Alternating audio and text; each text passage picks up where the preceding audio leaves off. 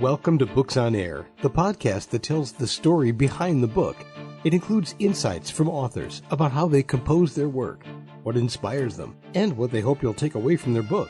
Here's your host for this episode of Books on Air, Suzanne Harris. Welcome to the Books on Air podcast. I'm Sloan Fremont, filling in for Suzanne Harris.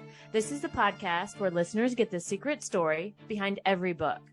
Joining me today is Pamala Lavan, author of the book, Not for the Boys.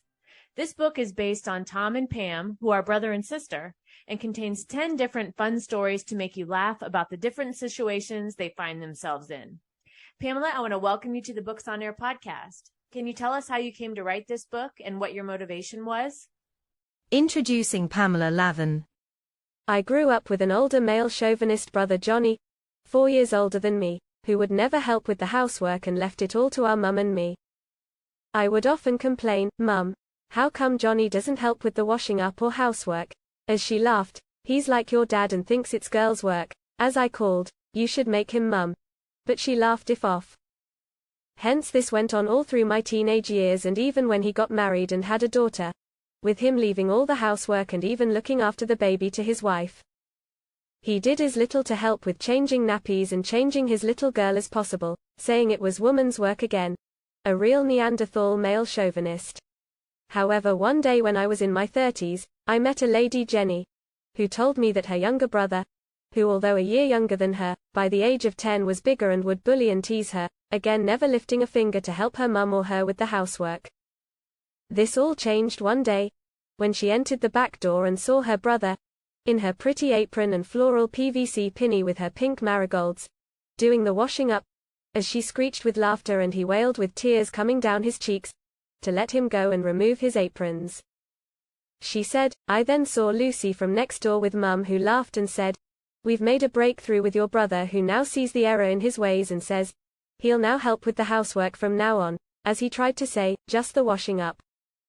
She laughed and said, "It got more and more embarrassing for my little bro, especially when he to do the laundry and help us shopping. He's now acting as his wife's housemaid in some adorable aprons and does all he chores for her, even playing dollies and dress up with his young daughter, who loves them playing with her mummy's dress-up box." When I told Jenny about my male chauvinist brother, and wishing I'd known how to trap him as a young girl, she said, "It's never too late." And so we arranged that her and I invite my bro over to Mum's house for a few drinks, with him drinking far too much and having to be put to bed. Guess who ended up in a pretty nightdress and hair ribbons when he woke up, and with the photos and videos was completely under our thumbs, having to wear pretty aprons and a pinny to do the laundry with a pretty handbag and purse for his pegs, but also hair ribbons to help his disguise. He then cried, "Oh no," as his wife was standing there laughing at his new girly look and saying their 5-year-old daughter will love her daddy's new look, with us ordering him to look and sound really girly, and him promising to do all the housework and laundry from now on. Of course he, like her brother, got into more and more embarrassing situations, to make his wife and neighbors and of course Mummy and me laugh our heads off, and suggest even more embarrassing things for him to do, with him having to do anything we say. His wife couldn't believe when she joined him upstairs to bed and screeched when she spied him in the baby doll nightie and frilly panties we'd ordered him to wear, and his daughter ran in and spied her sobbing daddy. This got me thinking about various techniques for sisters trapping brothers, girlfriends to trap boyfriends, but even better, girls trapping naughty ex-boyfriends who had dumped them, and other girls trapping local boys, such as asking them to teach them football and using pretty aprons and ballet to bring them to heel. I then realized with so many stories, I could write a book on the topic, and hence our book, Not for the Boys, came about. For inquiries, email pamala.lavan@hotmail.com. P.S. You may hear other ladies give some of the answers in this talk. They just wanted to take part for a giggle, as they enjoy being part of the NFTB Association. P.S. As this is an audio chat, it's best to have a pen and paper to take down relevant information, such as the name of the book, author, where to get it, email address and website, as well as the link for this chat. Tell your girlfriends and ladies where to look if they want a giggle. How would you introduce your book to a friend in a sentence or two? Introduction to book. Girls and ladies, welcome to our feature book, Not for the Boys, by Pamala Lavan, and published by Author House, which will make girls of all ages and ladies smile, laugh and giggle at the funny situations naughty, male chauvinist boys in the book find themselves in, under girls' thumbs.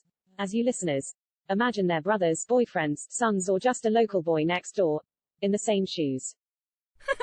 P.S. This talk should only have girls or ladies in the audience. As the title says, it's not for the boys. So any boys listening obviously will enjoy playing dollies and dress up. And men listening will probably see the fun in joining their wife in bed, both wearing pretty night dresses. Girls and ladies will really have fun if they can stay for the full half hour to hear about the different parts of the book and the many techniques that girls in the book use to trap boys, and which the girls in the audience could use to have lots of fun too. P.S. Any emails should go to pamala.lavan@hotmail.com. That's with all A's and no E in the Pamala.Lavan. Pamala.Lavan @hotmail.com. What are some of your favorite scenes or characters from your book? Important parts of the book are reading the story of Pam and her older, bully boy male chauvinist brother Tom, as he is brought to heel, and has to start doing housework for his mum. But then Pam discovers what her mum had done to make him obey her, and gradually has him do more and more embarrassing things. And he ends up in some hilarious situations as more girls discover him saying, doing or wearing something girly and tease him silly. Read the other subsections, B to J, of Pam and Tom. But then the story, 2 to 9, as they hear about other boys being targeted by girls, and even more embarrassing situations for them too. The thought of the really macho boys they know locally, and at school, and realizing they could get them to act like little girls, wearing pretty aprons, hair ribbons, skipping, curtsying, pirouetting, playing dollies and wheeling them about the garden or streets or even town shopping, and gradually getting into more embarrassing situations and outfits, might be too much for some girls to resist. But listen on, if you want to know how. How is your book unlike any others with similar topics? Or what would you say sets your book apart from the crowd? Although this book Not for the Boys is completely fiction, with all the characters and situations being made up, the girls and ladies in the audience should realize how easily it could be to put the game's complements, fun football and fun laundry into action, and have boys, brothers, boyfriends and local boys under their thumbs, in the same funny situations the boys in the book find themselves in. Girls will love the compliments game, especially playing with their mummy facing each other, and giving a compliment, which is greeted by a thanks with a curtsy and pirouette and then a kiss, and then the compliment returned to lots of laughter. But then ask a boy to give his mum or sister a compliment, and no matter what he says, he gets a ballet, thank you, but then finds a pretty apron slid over his head and he's tied into it and is given his compliment back ready for his curtsy and pirouette. But it gets even funnier and more embarrassing for him. Fun footy and fun laundry.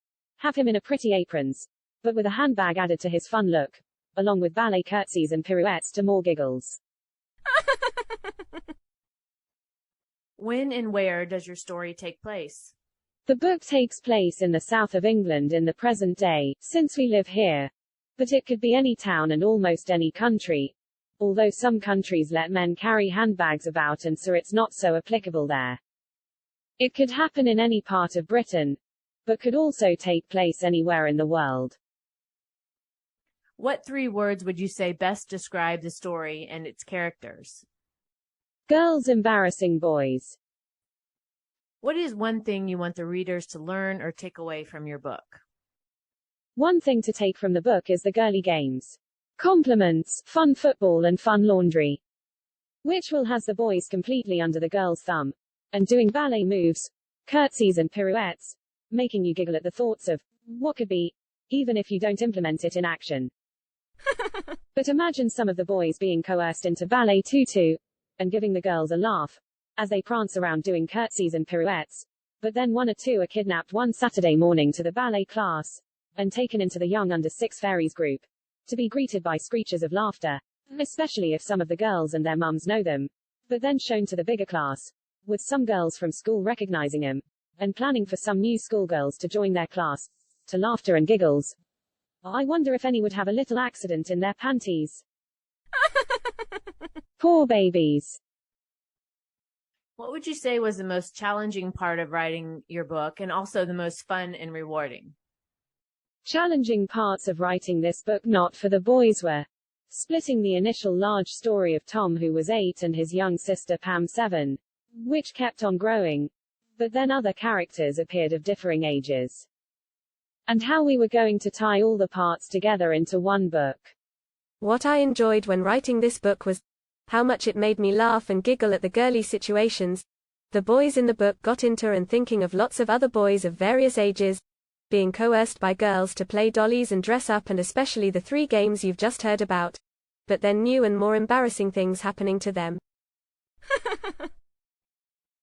Who would you say your book would appeal to and why?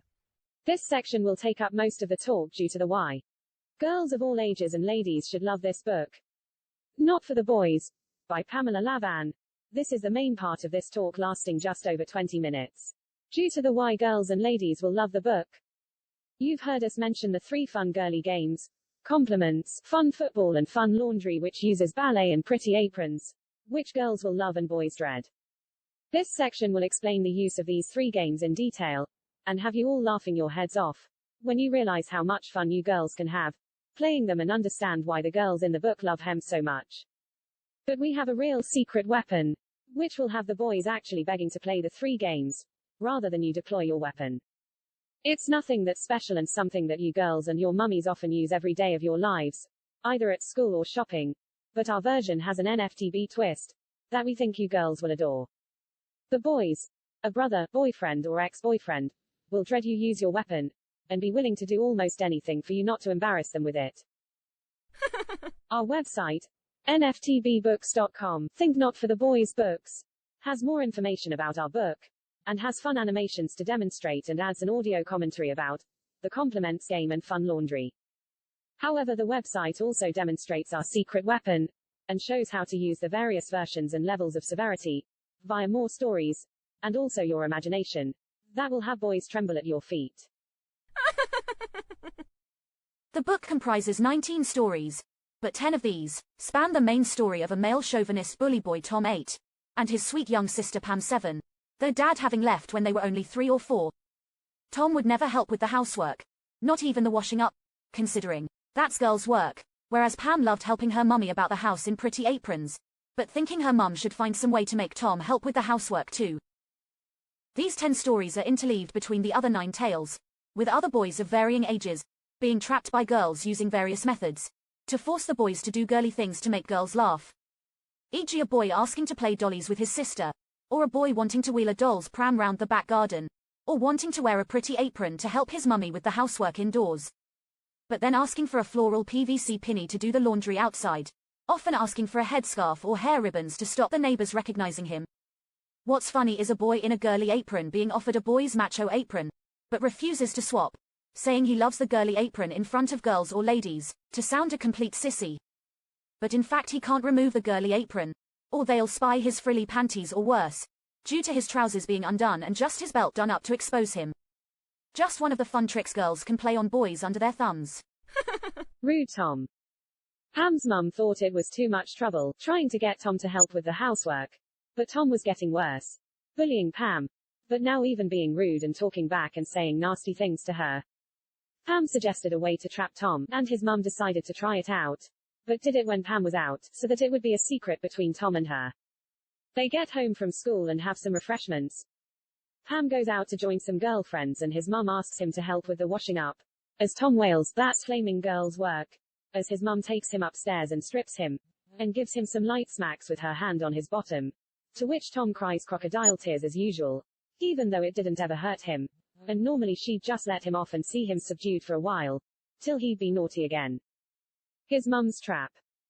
However, this time, he's handed Pam's yellow panties and told, "At least Pam wants to spy her frillies under your trousers," as he sobs, "Not fair," but after some protests, he pulls them on, as she laughs, saying, "Arms up," as he raises them but gasps as she slides a yellow frock down over them and down his body as he sobs, "Don't," as she adds, "I've locked the back door," and slides some ribbons into his hair and leads him downstairs. She ties him into a frilly apron and PVC pinny, and says, as washing up is girls' work, you'd better do it, as he sobs but starts doing the cup stitches and begs, I'm sorry.